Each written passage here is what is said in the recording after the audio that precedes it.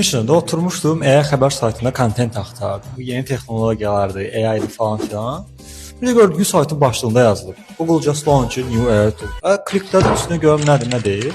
Gördüm ki, Google yeni süni intellekt var. Bir belə olmur. Yəni, boşluğa düşən kimi bəkarçılıq olur, eski bir dənə AI tool çıxardılar. Bunun Nvidia-sı var, Microsoft-u var, Apple-u var, o var, bu var. Dayanmırlar bunlar. Amma əsas məsələ bu deyil. Gəlin Google-un yeni AI alətinə baxaq görək bunlar nə çıxardıb, nə launch ediblər.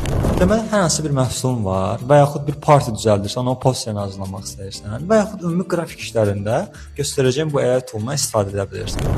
Ən birinci Google Labs yazıb saytı keçid edirsən. Buradan eksperiment seçib açılan səhifədə aşağıya gəlirsən.